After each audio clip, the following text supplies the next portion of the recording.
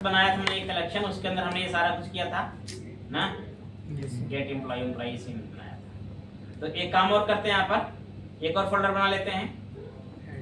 किस नाम से? अकाउंट नाम से।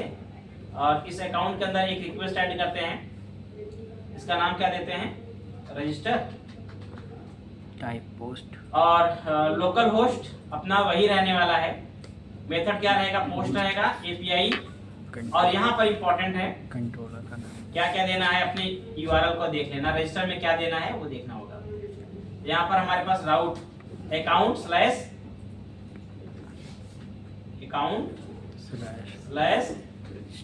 रजिस्टर, बॉडी में जाएगा आपका रा और जेसन। जेसन कैसे बनेगा? अब देखो, जैसे मेरे पास एक स्मार्ट तरीका बताता हूँ। जेसन मेरा क्या जाएगा? यूजर वीएम का रहेगा, ये प्रॉपर्टी है मेरी, इसका जेसन जाएगा। अब या तो इसका जेसन तुम बनाओ, की वगैरह बनाओ, या अगर कभी ऐसे कॉम्प्लेक्स कोई डेटा मिल जाए। कॉम्प्लेक्स का मतलब क्या है भाई? जैसे मान लो अभी मेरे पास 4-5 प्रॉपर्टी है, 15। अब यहाँ पर 100 प्रॉपर्टी तुम्हें मिल जाए और 100 का जेसन बनाना है। तुम एक करके टाइप करोगे, उसको की वैल्यू पेयर बनाओगे, तो बड़ा कम टाइम लग जाएगा। उसमें एक गलत कर दोगे। तो करना क्या है? कॉपी करो, यहाँ पे क्रोम ओपन कर लो, गूगल पे जाओ, टाइप करना C# model to JSON data online. ठीक है, इसे बहुत सारे कन्वर्टर आते हैं। ये तुम्हें सिंपली क्या करेंगे, तुम्हारा मॉडल को क्या करेंगे, ऑटोमेटिक बना करके दे देंगे। ठीक है, जैसे मैंने यहाँ पर ये लिया, पेस्ट किया जेसन। देखो यहाँ पर नीचे जेसन बन के मिल गया पूरा। यहीं से क्लिक करो, कॉपी करो और अपने इस पे जाओ, यहाँ पर इसको चिपका दो, तो तुरंत तुम्हारा मॉडल अपना जेसन बना लेगा। ठीक है, तुम्हें एक एक चीज टाइप करने की जरूरत नहीं है, बहुत टाइम तुम्हारा लग जाएगा। यूजर नेम डाल देते हैं यहाँ पर, डालते हैं यहाँ पर दीपक, पासवर्ड दीपक 12345, दीपक 123@gmail.com। स्टेटस क्या रहेगा? ये मेरा डेटा हो गया। ठीक है, तो ये समझ में आ गया क्या है इसमें? कुछ ज्यादा है नहीं। डेटा बनाया मैंने, यूआरएल बनाया, पोस्ट किया। अच्छा, फर्स्ट टाइम के लिए फॉर द बेस्ट क्या करिए आप? फर्स्ट टाइम के लिए डिबगर लगा लो, जरूर डिबगर लगाओ। पहली बार जब भी कोई मेथड चलाना है तो ब्रेक पॉइंट लगा लो। ठीक है, टेस्टिंग हो जाए, उसके बाद चाहे जैसे चला लो। सेंड करो रिक्वेस्ट को, यहाँ पे आ गया, डेटा देखते हैं आया है। हाँ, सारा डेटा आ गया है मेरा ना। F10 रिजल्ट देखते हैं क्या आया। रिजल्ट यहाँ देखो 1 आ गया, और जब 1 आया तो कहाँ गया ये? अंदर। और यहाँ मैसेज देखो आ गया प्रॉपर। रिस्पांस देखो क्या आया तुम्हारा? 201 user created successfully, okay true, data तुम्हारा ये है। ठीक है, अब एक काम करते हैं, डीबी चेक कर लें, डीबी में डेटा आया नहीं आया। यूजर मास्टर चेक कर लें, ये दीपक का रिकॉर्ड बन के आ गया है। कुछ करना नहीं है। फिर क्या करना है? एक और बनाएंगे, इसी का बना लेते हैं और एक नया रिक्वेस्ट ऐड कर ले। और क्या रिक्वेस्ट करेंगे यहाँ पर हम लोग? लॉगिन। लॉगिन में यूआरएल तो सेम ही रहेगा, बट यहाँ पर क्या रहेगा? लॉगिन गेट की जगह पे पोस्ट, बॉडी रा जेसन। ठीक है, और इस जेसन में बेसिकली ये रजिस्टर वाले जेसन डाल देते हैं। केवल ईमेल पासवर्ड डालेंगे यहाँ पर, और क्या? लॉगिन में जाते हैं, पेस्ट, सब हटाएंगे यहाँ से। पासवर्ड एक तो रहेगा यहाँ पर, ईमेल पासवर्ड, और दूसरा क्या रहेगा? ईमेल। ठीक है, रिक्वेस्ट सेंड करें, बट उससे पहले आप क्या करिए? डिबगर लगा लीजिए। इस पे भी डिबगर यहाँ पर,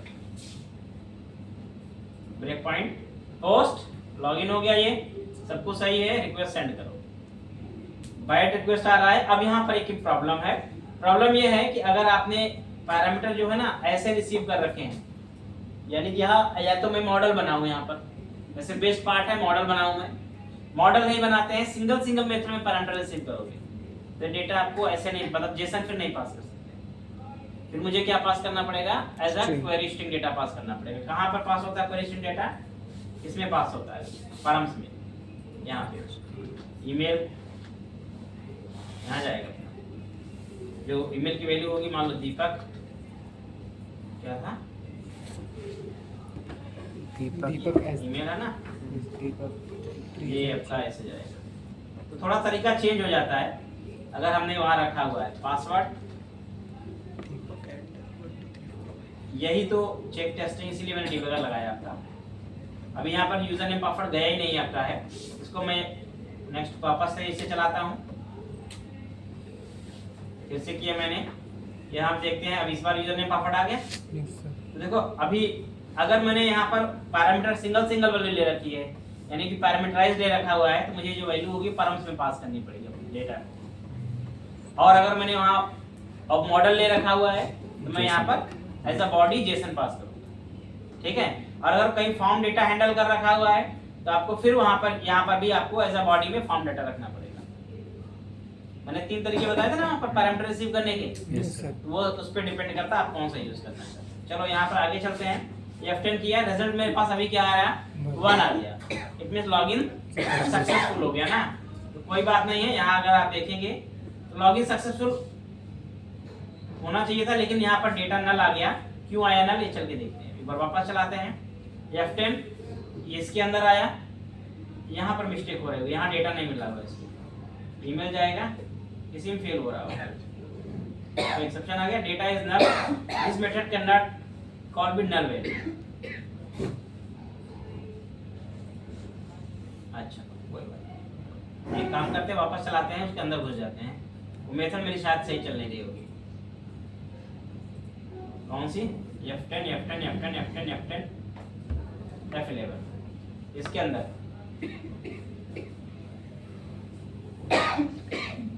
F10 सिंगल और डिफॉल्ट यूज किया मैंने यहाँ पर। ईमेल इक्वल टू ईमेल लगाया मैंने, ठीक लगाया है। ईमेल वैल्यू यहाँ पे आई भी सही है, ओके। तो ये जो मेथड हमारा है, किसमें प्रॉब्लम है? इसमें प्रॉब्लम है। यूजर मास्टर्स में बोल रहा है डेटा नहीं है। ऐसा क्यों बोल रहा है?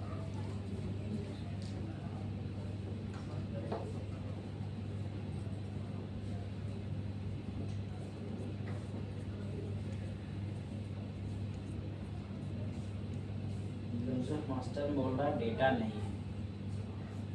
यूजर मास्टर मेरे पास कॉन्टेक्स्ट यही है,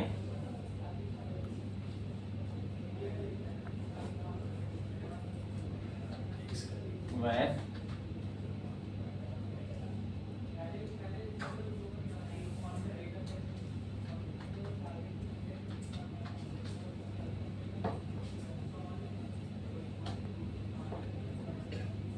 काम करते हैं अभी फिलहाल तो हम डॉट टू लिस्ट चेक कर लेते हैं। सब पहले सारा डेटा चेक करते हैं। रिटर्न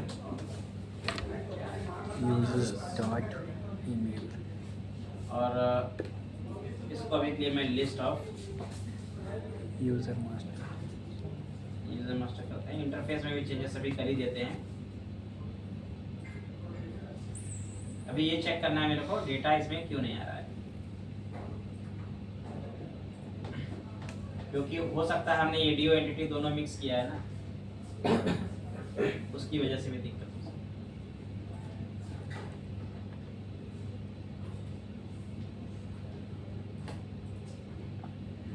सब कहाँ दिक्कत आई इसको?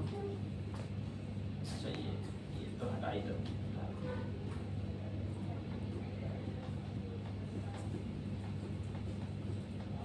एक करते हैं, यहाँ गया F10 F10 F10 F10 F10 F10 F10 F11 data is null, this method order not null value. तो डेटा नल क्यों बता रहा है?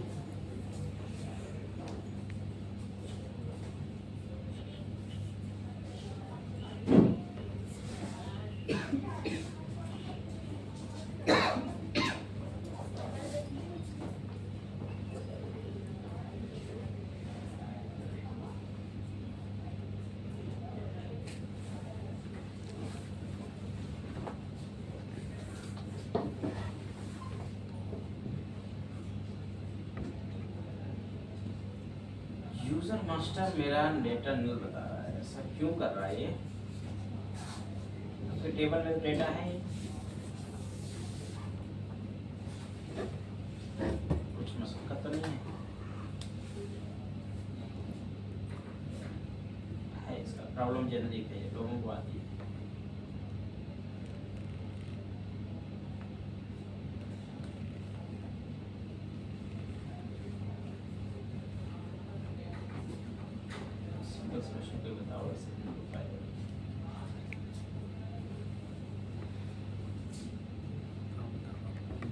Okay okay got it. Actual में ये डेटा हमने जो रीड किया है ना, पंगा ये हो गया यहाँ पर। प्रॉब्लम ये है कि डेट हमने वो बता ना, ये डेटा दोनों ये जो थे हमारे पास नॉट नल थे ना, एंटिटी फ्रेमवर्क नॉट नल बनाया था यस सर, और हमने इनको नल कर दिया यहाँ से। यस सर, अब वो रीड कर रहा होगा, डेटा मिल नहीं रहा होगा उसको, तो वो तो अपना रूल अप्लाई करेगा ना नॉट नल वाला। ठीक है, हमने वहाँ 2 कर तो दिया था सर। नहीं माइग्रेशन में किया था ना, माइग्रेशन चेक करा थोड़ी ना है वो, तो उसके जो कोड जनरेट किया था उसने उसमें चेंज किया था, उससे क्या मतलब उसका है, उसने रूल अप्लाई किया होगा ना उसमें। तो इसको हम यहाँ से करना पड़ेगा, कहाँ से? यूजर मास्टर भी मेरे पास होगा ना, यहाँ पे एक तो इसे मुझे नलेबल बनाना पड़ेगा, इसे नलेबल बनाना, इससे शायद हो जाए हमारा काम।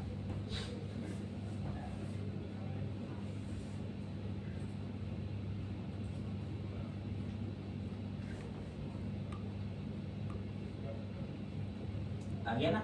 यस सर, मैं केवल वो नॉट नलेबल जो डिफॉल्ट प्रॉपर्टी नॉट नल होती हैं उनको नलेबल बनाना पड़ेगा, अदरवाइज वो डेटा रीड करने जाएगा, कहेगा डेटा इसमें चाहिए और आपने नल छोड़ दिया हुआ है। तो आपको जो यहाँ चाहिए वो अपने क्या किया, यहाँ से नलेबल बना दिया। ठीक, एक्सपीरियंस। तो अब इसको चाहे हम सर अगर हम स्टार्टिंग में इनको नलेबल बना दें तो फिर वो वहाँ भी हाँ फिर तो बनता नहीं ना वो, फिर कोई दिक्कत फिर तो नॉट नल बनता, नलेबल ही बनता शुरू से ही। हमने शुरू से बनाया नहीं था उसको, हम मिस कर गए थे। मॉडल्स में इनको नंबर बनाना। फिलहाल अभी एक कोड वापस पुराना ही कर देता हूँ मैं, जैसा था ऐसे कोड था ये। इंटरफेस भी वापस चेंज कर देता हूँ, और कंट्रोलर में भी जैसे यूज हो रहा था ये भी चलो, ठीक है। सब कुछ होके छोड़ देते हैं, stop, again run, login, F5, login successfully true, और आपका डेटा यहाँ पे आ गया, किसका यूजर लॉगिन।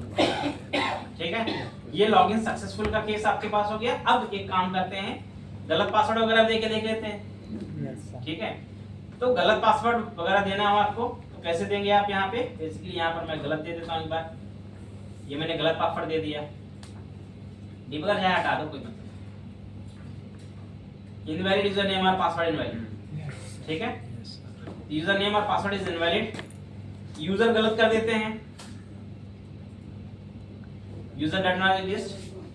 ठीक है, अकाउंट सस्पेंड कर दो, उसका भी अपना मैसेज आएगा, जो भी चीज आप करोगे वो मैसेज आएगा। अच्छा, एक इंटरेस्टिंग चीज ये है, इंपॉर्टेंट भी है कि ये जो तरीका है पैरामीटर को रिसीव करने का ना, ये हम यूज नहीं करेंगे खास करके लॉगिन के टाइम, जहां पर पासवर्ड जैसे सेंसिटिव इंफॉर्मेशन है, क्योंकि ये गेट की तरह डेटा पास हो रहा है, यूआरएल डेटा आपका पासवर्ड दिख रहा है, तो सेंसिटिव डेटा कभी दिखना नहीं चाहिए ना, इसलिए हम इसको क्या करेंगे, मॉडल बना देंगे बस। दो प्रॉपर्टी का आपको एक मॉडल बना, जैसे यूजर वीएम बनाया है यस ऐसे का लॉगिन वीएम बना दो, कंट्रोल यहाँ पर कर दो यूजर लॉगिन का, और यहाँ पर दो ही प्रॉपर्टी रखो, ईमेल और पासवर्ड, वहाँ पे और आप यहाँ पर यूजर लॉगिन, यूजर लेवल करना कि यूजर डाल यूजर और ईमेल और की यूजर से user dot in user dot email इतने से चेंज था, password user dot password. User dot user dot in user dot. ठीक है, अब इस केस में क्या होगा, मुझे ऐसे डेटा नहीं पास करना पड़ेगा, मैं ऐसे हटा दूंगा ऐसे, अब मैं बॉडी में वैसे ही पास करूंगा जैसे मेरा पहले था। ठीक है, और मेरा डेटा सक्सेसफुली, आई मीन ये लॉगिन सक्सेसफुली होगा भी, कोई इशू नहीं। ठीक है, अब इसमें क्या है, यूआरएल डेटा दिखेगा नहीं ना, सिक्योर है, तो हमेशा सिक्योर सिस्टम के लिए आप हमेशा ध्यान रखना पैरामीटर में ऐसे नहीं लेते हैं।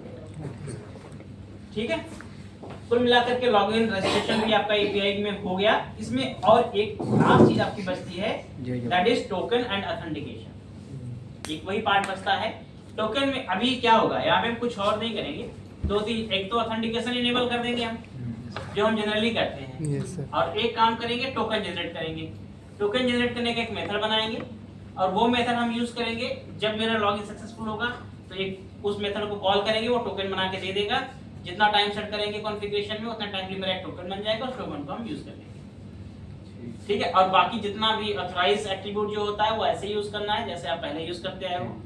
प्रोग्राम.cs के अंदर जैसे पहले कॉन्फ़िगरेशन हमने किया था वैसे कुछ वहाँ आइडेंटिटी किया था, यहाँ बेसिक ऑथेंटिकेशन करेंगे। एक JWT आपके लाइब्रेरी इंस्टॉल करनी पड़ेगी आपको। तो टोकन आई मीन जनरेट करने का जो बेसिक काम है ना वो कुल आपके 2-3 स्टेप में होता है। ठीक है, 2-3 स्टेप का काम है। उसमें आपको वैसे इसका कोड भी लगभग रेडीमेड में आता है, कोई लिखता कोड नहीं है क्योंकि JWT कोड अपना खुद ही देता है। ठीक है, JWT के बारे में आपको समझना हो, ये JWT का ऑफिशियल वेबसाइट है, इसकी वेबसाइट पे जाइए। ठीक है, और ये आपको बताता है कि एक्चुअली में JWT टोकन किस पर्पस से आप यूज करते हैं।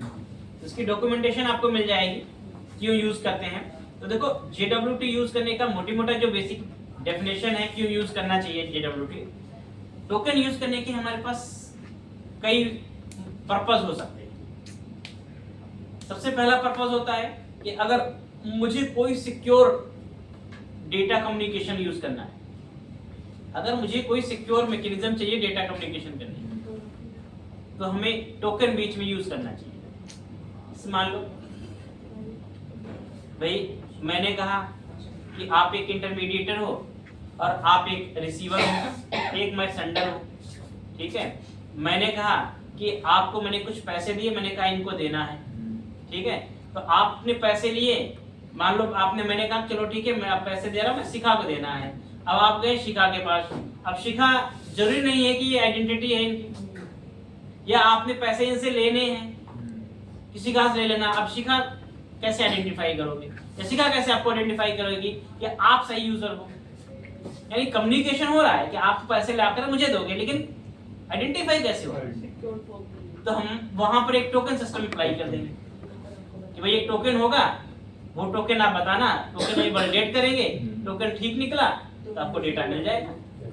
क्रिप्टोग्राफी में नहीं, उसमें प्रोटोकॉल इसमें तो ठीक सर है। वो अलग है, जरा क्रिप्टोग्राफी में तो वो एक सिंपल मैकेनिज्म है। वो थोड़ा सा आप रेस्टोरेंट में मान लो मंथली टिफिन ले लेते हैं, तो आपको क्या मिलता है, वहाँ एक टोकन मिल गया, एक कार्ड मिल गया, उससे आप जब खाना खाना जाना आपको आप ऑथेंटिकेट करके आप उस टोकन का इस्तेमाल कर लेते हैं। तो टोकन मैकेनिज्म एक्चुअल में सिक्योर डेटा कम्युनिकेशन के लिए होता है। बैंकिंग सिस्टम में यही यूज होता है क्या? हाँ? बैंकिंग सिस्टम में एक लॉगिन किया तो कोई हाँ, उसमें भी टोकन बनता है आपका, और हर टोकन की अपनी एक वैलिडिटी होती है, टाइम पीरियड होता है, टाइमिंग होती है, उसके अंदर कई इन्फॉर्मेशन होती है।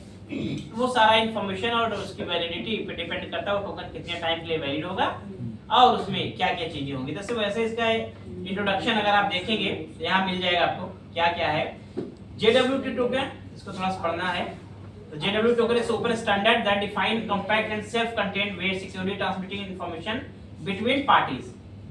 तो अगर सिक्योरली डेटा आपको ट्रांसमिशन करना है डेटा का इंफॉर्मेशन का दो पार्टीज के बीच या बिटवीन पार्टीज, तो कह लो कोई भी पार्टीज हो गई, तो आप टोकन का इस्तेमाल कर सकते हो। Why should use I mean JWT token, देखो यहाँ बताया है ऑथराइजेशन यूज हो सकता है, पर्पस हो सकता है, इंफॉर्मेशन एक्सचेंज करना हो सकता है। या तो आपको इंफॉर्मेशन एक्सचेंज करनी है टोकन यूज करो, या ऑथराइजेशन मतलब लॉगिन वगैरह के लिए यूज करो।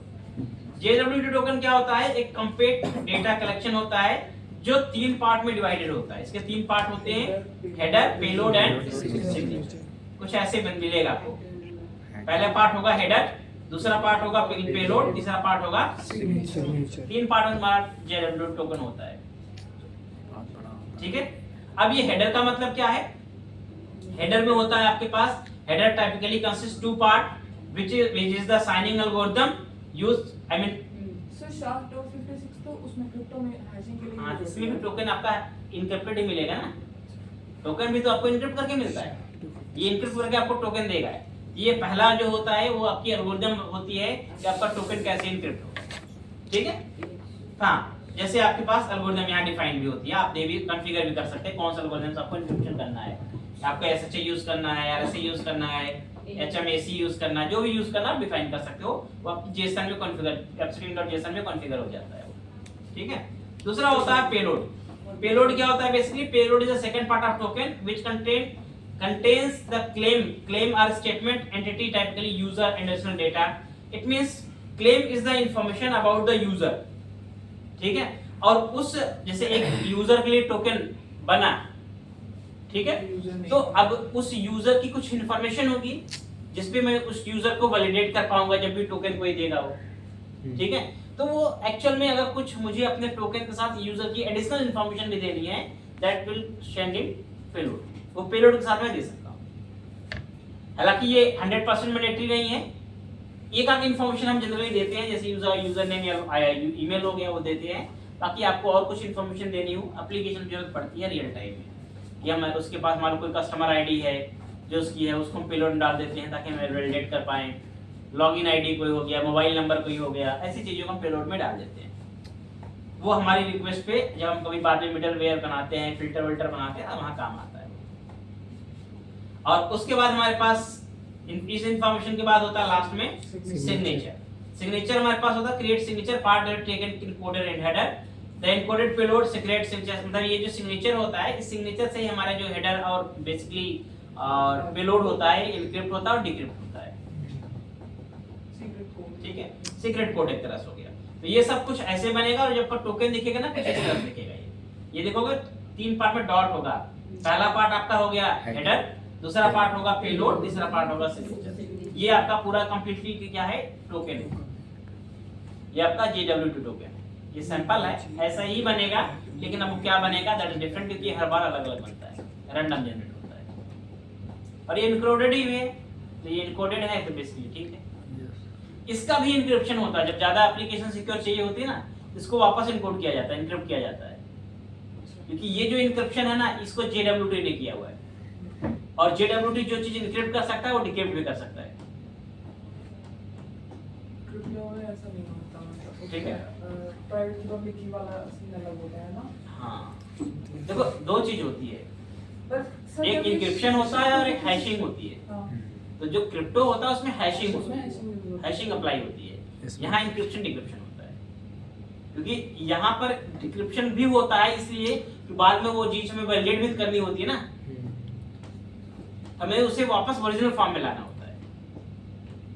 अब जैसे मान लो इसमें मैंने कोई मोबाइल नंबर डाल दिया टोकन में, बाद में मोबाइल नंबर तो मैं एक्चुअल मोबाइल नंबर से वैलिडेट करूंगा ना, जब ये डिक्रिप्ट होगा तभी मैं वैलिडेट कर पाऊंगा, और हैशिंग हो गई तो कभी डिक्रिप्ट होगा ही और नहीं। इसको कैसे वो करेंगे इनक्रिप्ट? इसके लिए इंक्रिप्शन करना होता है, सिंपल सी शार्प में इंक्रिप्शन की एल्गोरिथम आती है, बहुत सारे तरीके हैं इंक्रिप्शन करने के, या आपके पास आजकल फेमस लाइब्रेरी इंक्रिप्शन का आती है AES, बहुत सिंपल और बहुत फेमस लाइब्रेरी है इंक्रिप्शन डिक्रिप्शन के लिए। आप गूगल करोगे ना तो आपको एक AES नाम की लाइब्रेरी मिलेगी, इससे हम लोग इंक्रिप्शन और डिक्रिप्शन यूज करते हैं। AES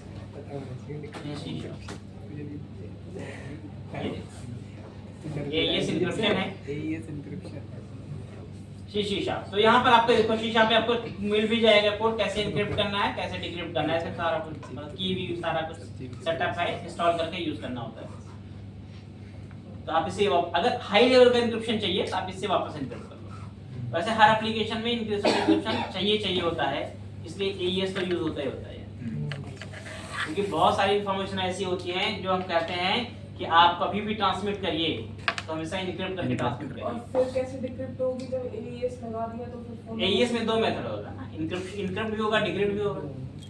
जो इंक्रिप्ट करेगा आप इधर से जब क्लाइंट भेजेगा इंक्रिप्ट करके भेजेगा, उधर वापस मिलेगा, डिक्रिप्ट वापस हो जाएगा, डबल एन्क्रिप्शन हो जाएगा बस। डबल इंक्रिप्शन हो जाएगा बस, एक लेवल सिक्योरिटी और डिक्रीज हो जाएगी,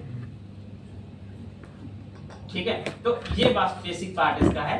अब ये टोकन हमें जनरेट करना सीखना है, कैसे हम जनरेट करेंगे और कैसे यूज करेंगे। देखो कभी भी आपको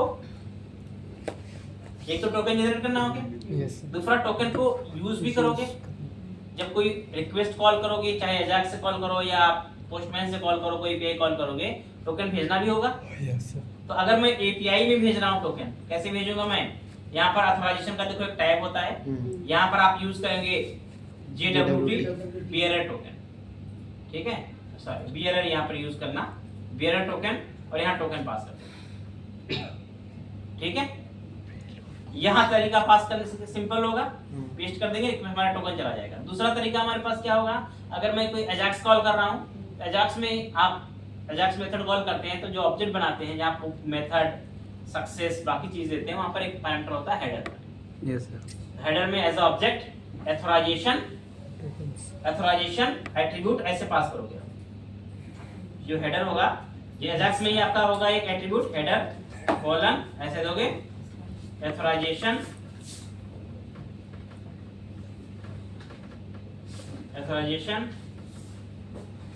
कॉलन, ठीक है। यहाँ स्पेस करके आप देने हैं कि आपको देना होगा, ये तो एथोराइजेशन में जाएगा नहीं, कॉलन बियरर स्पेस टोकन, जो भी टोकन की वैल्यू होगी ना यहाँ चिपका देनी। यहाँ दिया भी इसने है कैसे भेजना है, ये देखो ये बता दे रहा है, authorisation colon bearer space token, ये आपका उसी हेडर में पास हो जाएगा। जो आप अजाक्स लिखोगे उसी में एक पैरामीटर में बढ़ जाएगा, तब आपका टोकन भी जाने लगेगा। हो गया टोकन बेस्ड ऑथेंटिकेशन, ठीक है।